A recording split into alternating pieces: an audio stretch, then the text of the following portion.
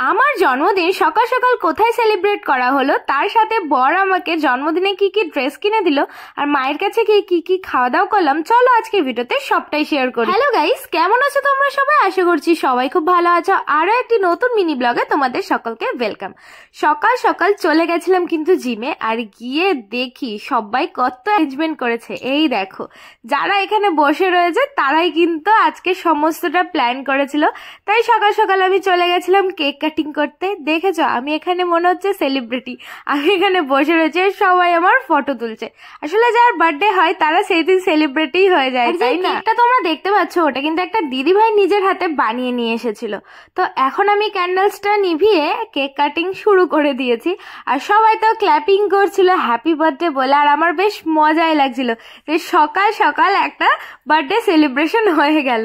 তো সবার ফার্স্টে কেকটা কাটিং করে আমি কিন্তু আমার বরকে খাইয়ে দিয়েছিলাম, তারপরে সবাইকে খাইয়ে দিয়েছিলাম। আর কেকটা দারুণ টেস্টি ছিল, আর যা বাদবাকি ছিল ওটা কিন্তু আমাকে পাঠিয়ে দিয়েছিল পার্সেল করে। তো যাই হোক, ওখান থেকে বেরিয়ে সোজা চলে এসেছিলাম আমরা রানাঘাটে, কারণ কিছু কেনাকাটি করতে হবে। তো সবার ফার্স্টেই কিন্তু আমার নতুন ফোনের কভার লাগাতে গেছে, পরেই চলে এসেছিলাম কিন্তু একটা সুন্দর চুড়িদারের দোকানে। এখানে এত রকম কালেকশন ছিল, কোনটা ছেড়ে কোনটা দেখবো আমি তো বুঝতেই পারছিলাম না। দেখো, যেটাই দেখছি সেটাই পছন্দ হচ্ছে। আর আমার বরের এই চুড়িদারটা খুব পছন্দ হয়েছিল, বাট ওটা অর্গেনজা কাপড়ের ছিল বলে আমি নিইনি, বাট কালারটা কিন্তু দারুণ ছিল। আর এই কাপড়টাও বেশ ভালো ছিল। আর এই দেখো, এটা এটা একটু মানে ছেঁড়া ছিল বলে ওটা নিইনি, অন্য একটা নিয়ে এসেছি, কিন্তু ওরকমই কালারের খানিকটা। তারপরে চলে এসেছিলাম জামা কাপড় কিনে মাসি বাড়িতে, সবার সাথে একটু দেখা করতে, একটু প্রণাম করতে। আমার ছোট বোনও ঘুমাচ্ছিল, আর বড় বোনও আমাকে দেখে লজ্জা পাচ্ছিল। তারপরে দিদি ভাই একটা বিস্কিট নিয়ে আসলো, ওটাই খাইয়ে দিল। আর বোনকেও কিন্তু খাইয়ে দিয়েছে। ছোট বোনও তো তখনও ঘুম থেকে ওঠেনি, তাই সবাইকে টাটা করে আমরা ওখান থেকে বেরিয়ে গেছি। আর আমাদের যেহেতু কেনাকাটি করতে করতে অনেক লেট হয়ে গেছিল, আর প্রচন্ড খিদে পেয়ে গেছিল, তাই আমরা সোজা চলে এসেছিলাম খাওয়া দাওয়া করতে। তো সকাল সকাল আমরা অর্ডার করেছিলাম এখানে রুটি, আলুর দম ছিল সাথে। বাট আমার বরের কি মনে হলো, ও বললো আজকে যেহেতু তোমার জন্মদিন, তাই চলো আমরা আজকে চিকেন খাই। তো এখানে দেখো, চিকেনের পিসটা দিয়েছে, বেশ ভালোই বড় ছিল। আর একদম গরম গরম রুটি ছিল। রুটি খেতে আমার বেশ ভালোই লাগে পরোটাটার থেকে, তাই রুটি আমি অর্ডার করেছিলাম। সাথে আমার বড় কিন্তু পরোটা বাদ দিয়ে আজকে রুটিই অর্ডার করেছে। দুজনে বেশ জমিয়ে সকালবেলা খাওয়া দাওয়া করেছি, তাও প্রায় 1টার সময়। তারপরে বাজারঘাট করে সোজা চলে এসেছি বাড়িতে। আর আজকে দেখো, বাজার থেকে অনেক কিছু নিয়ে এসছে। এখানে মাছ নিয়ে এসেছিল, ও কাতলা মাছ, যেহেতু আমাকে ও এটা ফ্রাই করে দেবে। আর তার সাথে কিন্তু অনেকটা পরিমাণে মাংস নিয়ে এসেছিল।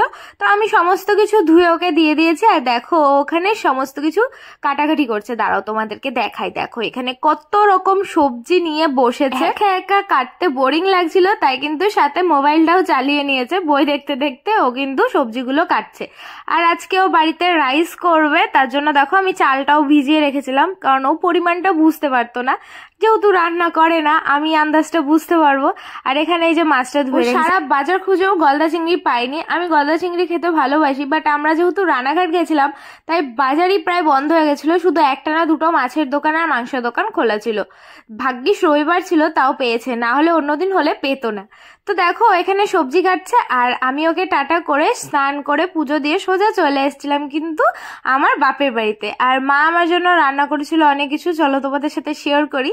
এখানে একটা শাক ঘন্ট করেছিল, তার সাথে জন্মদিনের স্পেশাল যেটা পায়েস, একটা নিরামিষ তরকারি, আর সাথে মাংস, আর ভাত তো ছিলই। সুন্দরভাবে কিন্তু মা সমস্ত কিছু বাটিতে রেখে রেখে ঢেকে রেখেছিল, কারণ আমার আসতে একটু লেট হয়েছিল, আর আমি আস্তে আস্তে সবার খাওয়া দাওয়া অলরেডি হয়ে গেছিল।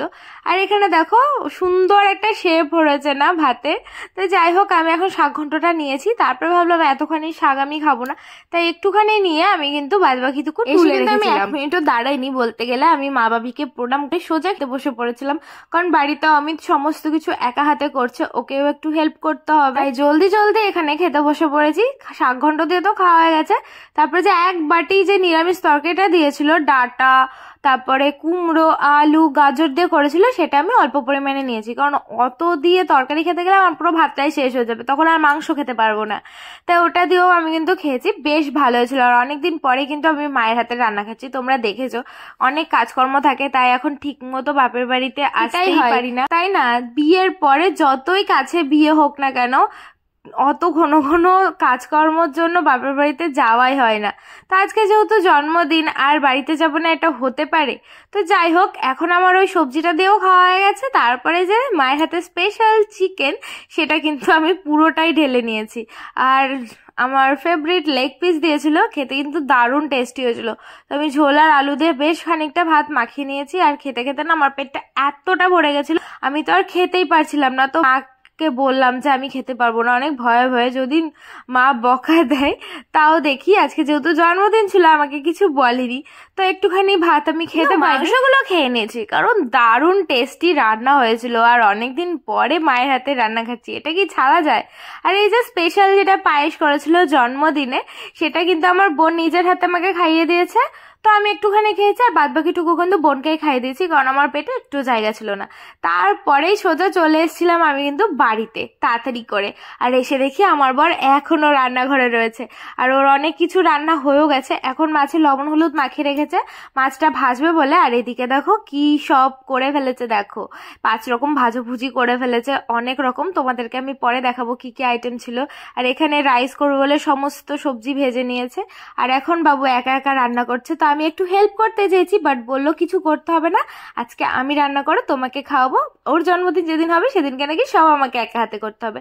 তো আমি রাজি হয়ে গেছি। যাই হোক, আজকে ভিডিওটা তোমাদের কেমন লাগলো অবশ্যই কমেন্টসে জানিও। আর নেক্সট পার্টে আসছে ও কি কি রান্না করে।